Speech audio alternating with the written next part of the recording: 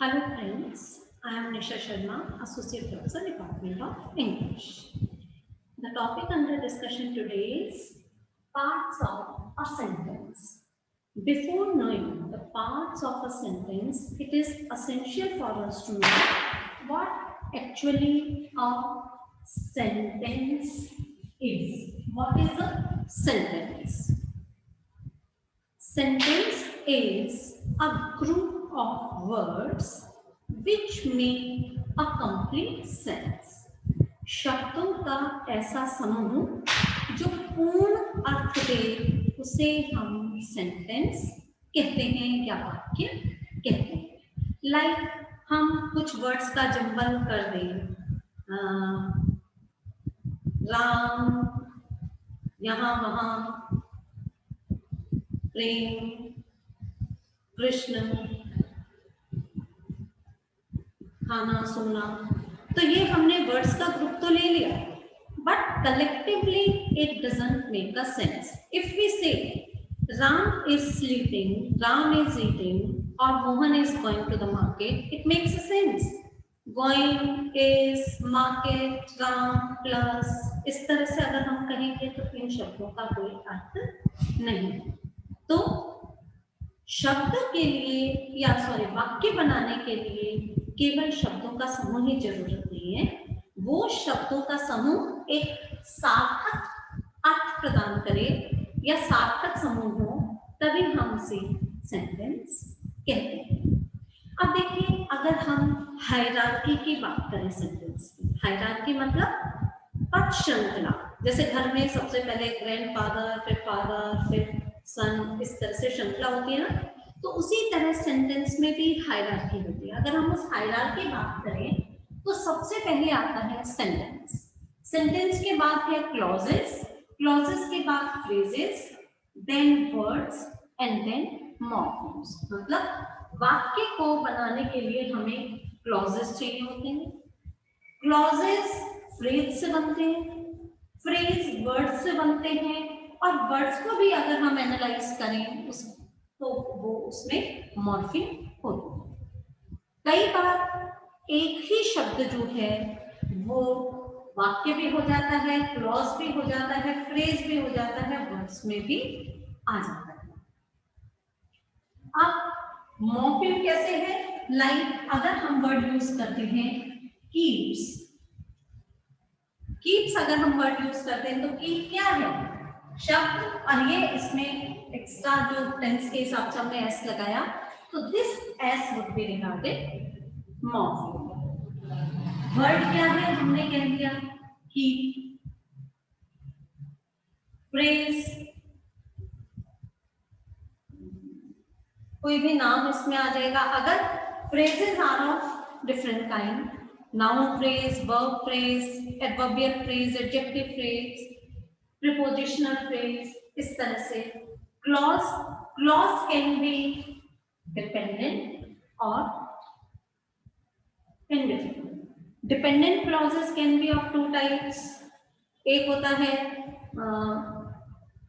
जिसमें relative close होता है, और एक जिसमें हम इफ आदि का उपयोग करते हैं, और सेंटेंस. अब देखिए,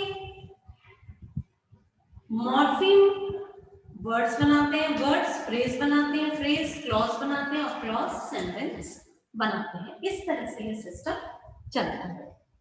अब सेंटेंस की सबसे बड़ी पहचान क्या होती है? अगर हम इंग्लिश में बात करें तो it begins with an initial capital letter and it ends with a full stop. Full stop का मतलब यहाँ है एक कोई पंक्चुएशन मार्क जो कि वर्ड के अंत को, वाक्य के अंत को दर्शाता है. और वाक्य के अंत को पंक्चुएशन मार्क्स दर्शाते हैं. इसको करते हुए हम टाइप्स ऑफ सेंटेंसेस की बात करते हैं. Sentences can be of 4 types. General अगर हम उनके यूजेस के हिसाब से देखें तो फॉर्म के हिसाब से sentences can be of 4 types. First is assertive और declarative sentences. Assertive और declarative sentences की क्या पहचान है? These are the sentences which asserts or declares something. किसी चीज की उद्घोषणा करते हैं, किसी चीज को डिक्लेयर करते हैं, असर्ट करते हैं, वो असर्टिव सेंटेंसेस कहलाते हैं। और इन्हीं में ही first letter subject capital and last is they end with a full stop. और नॉर्मली इन सेंटेंसेस की पहचान क्या होती है, इनमें पहले आता है सब्जेक्ट और उसके बाद आती है वर्ब। ये इसमें फॉर्मूला, ये दिस इज ए डिक्लेरेटिव और assertive sentences. Next is interrogative sentences. Interrogative sentences जिन्हें हम हिंदी में कहते हैं प्रश्नवाचक वाक्य। अब देखिए, interrogative sentences are those sentences which ask a question. Question can be of two types, yes no question and WH question. Yes no question वो प्रश्न होते हैं जिनके आंसर्स यस या नो में दिए जा सकते हैं। Like do you like ice cream, do you like tea, are you going, are you not going. आप इनका आंसर यस या नो में दे सकते हैं। Yes, you can only say yes, or you can say yes I like ice cream, yes I am going, no I am not going। तो जिनके answer हम yes no में दे सकते हैं वो कहलाते हैं यस नो क्वेश्चन। और इन्हें बनाने के लिए हम क्या करते हैं, जो हमारी प्राइमरी ऑक्सिलरीज जो हमने लास्ट अपने एक और वीडियो में हमने डिस्कस की थी, be, have, do and their different form, is, are, am, was, were, has, have, been, do, did, done. इन ऑक्सिलरीज के माध्यम से हम इंटरोगेटिव बनाते हैं। दूसरे क्वेश्चन है WH। WH question, they begin with WH words. What is your name, where are you going, where do you live, how long will it take. अब देखिए हाउ लॉन्ग, हाउ जो है इसमें W बाद में है, but still how is regarded as a WH word. But suppose I ask you, मैंने आपसे पूछा व्हाट इज योर नेम, तो आप यस या नो में इसका आंसर नहीं कर सकते। मैं अगर आपसे पूछती हूँ is your name Puja, you can answer yes और you can say no. But if I say what is your name, आप इसका आंसर हाँ या ना में नहीं देंगे, आप क्या कहेंगे, my name is so and so. इन सेंटेंसेस की पहचान क्या होती है, begin with capital letter and in the end there is a question mark, प्रश्नवाचक चिन्ह इसके अंत में लगता है। Third is imperative sentences। इन्हें हम हिंदी में आदेशात्मक वाक्य कहते हैं। और देखिए इन सेंटेंसेस की सबसे बड़ी पहचान क्या होती है, normally in these sentences subject is deleted. Subject इसमें मेंशन नहीं किया हुआ रहता है, but it is there to be understood in the sentence। like आप लोग क्लास में आते हैं, टीचर आपको कहता है सिट डाउन। सिट डाउन में सब्जेक्ट नहीं है, पर मैंने किसी पर्टिकुलर बच्चे को कहा तो उसका नाम लेके कहा कि यू सिट डाउन। अदरवाइज मैं क्या कहती हूँ, you sit down. You is there to be understood, वो सबके लिए शामिल है उसमें, पर हमने उसको मेंशन नहीं किया। सर्वेंट कमरे में आता है, आप कहते हैं शट द विंडो, खिड़की बंद कर दो, bring me a glass of water, तो आप उसका नाम कहेंगे, Prem bring me a glass of water, Ram bring me a glass of water, Ram shut the window, you get out. तो इनमें यही इन सेंटेंसेस की पहचान होती है कि इनमें सब्जेक्ट डिलीटेड होता है और वही वाक्य के अंत में फुल स्टॉप आता है।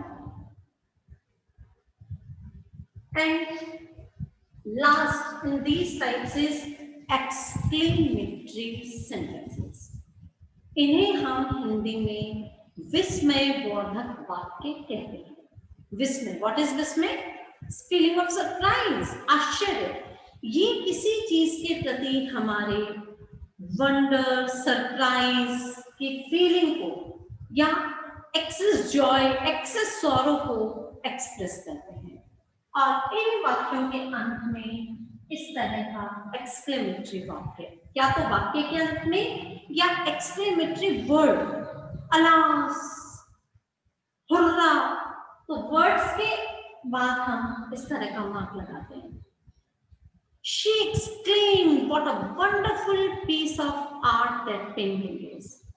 She exclaimed with wonder. उसने आश्चर्य से कहा कि वो तस्वीर कैसी आश्चर्यजनक कला का नमूना है। तो ये एक्सक्लेमेटरी वाक्य कहलाते हैं। इसके बाद सेंटेंस का उनके फंक्शन के बेस पर एक डिवीजन हम और करते हैं, that is simple, complex and compound. अब देखिए सिंपल सेंटेंसेस की क्या विशेषता होती है। In a simple sentence there is only one main clause, केवल एक मेन क्लॉज उसके अंदर होता है। उसके बाद है कॉम्प्लेक्स सेंटेंस। कॉम्प्लेक्स सेंटेंस के अंदर there is one main clause and there is one और more than one dependent clauses. Dependent clauses होते हैं वो रिलेटिव क्लॉजेस भी हो सकते हैं, अदर क्लॉजेस भी हो सकते हैं। इसके बाद आता है कंपाउंड सेंटेंसेस। कंपाउंड सेंटेंसेस ऐसे वाक्य होते हैं जहां पर दो इंडिपेंडेंट क्लॉजेस को हम कंजंक्शंस की मदद से, कनेक्टिव्स की मदद से जोड़ते हैं। अब वो कनेक्टिव सेम नेचर है तो एज वेल एज एंड इसका यूज हो जाता है। विपरीत प्रकृति के हैं तो हम बट कर देते हैं। जैसे हम कहें she is poor, she is honest.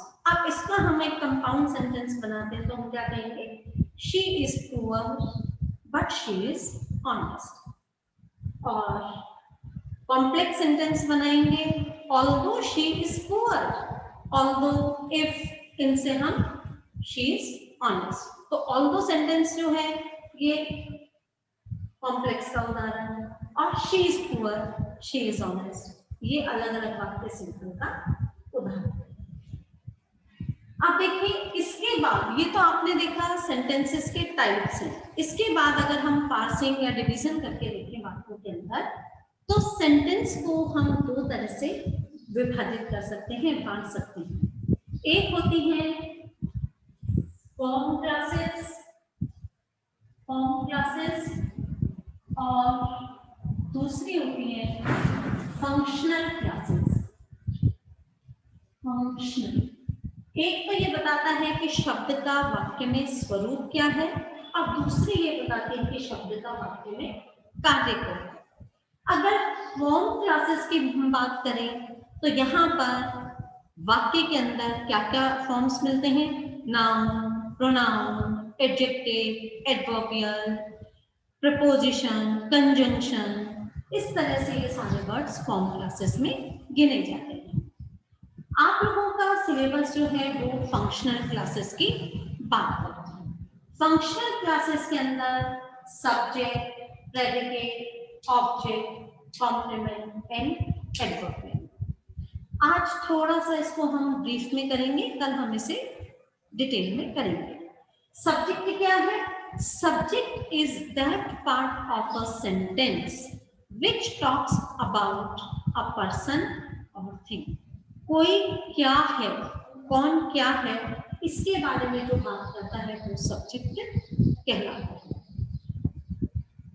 Predicate जिसे हम वर्ब कहते हैं, predicate is that part which tells us what the subject does. Subject क्या करता है ये हमें प्रेडिकेट बताता है।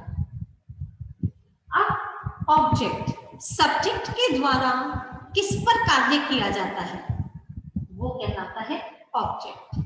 यदि किसी व्यक्ति की बात की जाती है तो वो इनडायरेक्ट ऑब्जेक्ट है और किसी वस्तु की बात की जाती है तो वो डायरेक्ट ऑब्जेक्ट। लाइक मैं कहती हूँ she gave me a book. अब यहाँ पे देखिए शी किसकी बात कर रहे हैं, उसने, तो शी सब्जेक्ट हो गया, गिव देना तो ये एक्शन है, उसने दिया मुझे, तो गिव जो है प्रेडिकेट में आ गया। फिर ऑब्जेक्ट, ऑब्जेक्ट मतलब किस पर कार्य किया जा रहा है, मुझ पर, तो मी जो है ऑब्जेक्ट है, पर मी पर्सन है इसलिए ये इनडायरेक्ट ऑब्जेक्ट है। फिर मुझ पर क्या कार्य किया, मुझे एक बुक दी गई, बुक जो है डायरेक्ट ऑब्जेक्ट है। इसके बाद आता है complement. Complement can be subjective as well as objective. यदि कोई एडिशनल जानकारी सब्जेक्ट के बारे में दी जाती है तो वो सब्जेक्टिव कॉम्प्लीमेंट कहलाता है, और ऑब्जेक्ट के बारे में दी जाती है तो वो ऑब्जेक्टिव कॉम्प्लीमेंट कहलाता है।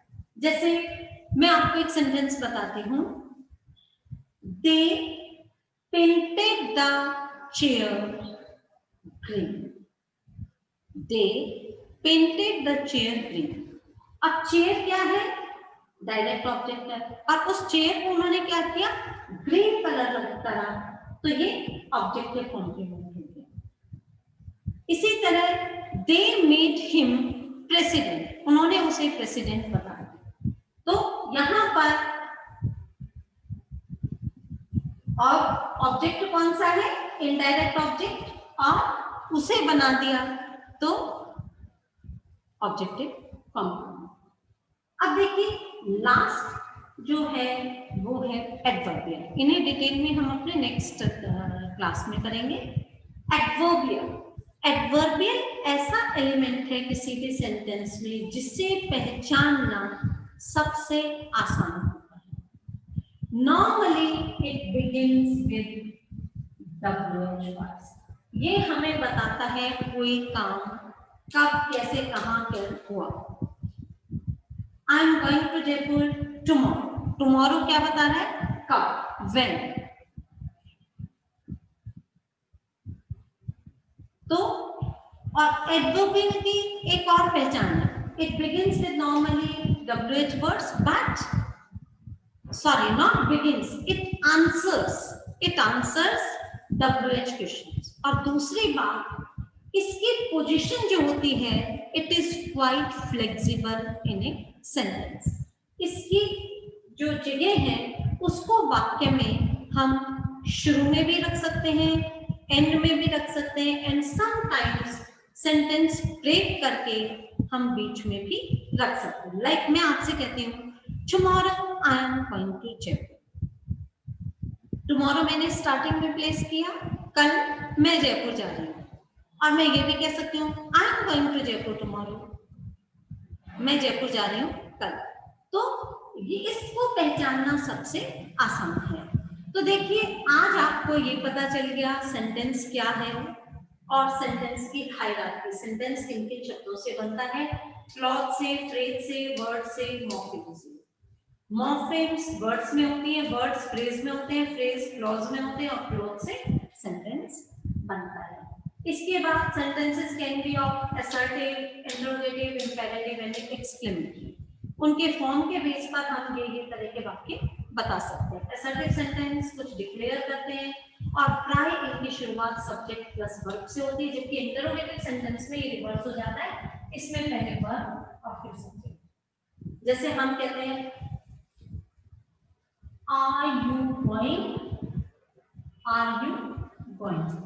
अगर हमने यू आर गोइंग कहा तो ये असर्टिव हो गया, पर आर यू गोइंग हम कहते हैं तो आर वर्ब को पहले रखें, are you helping verb, are you going.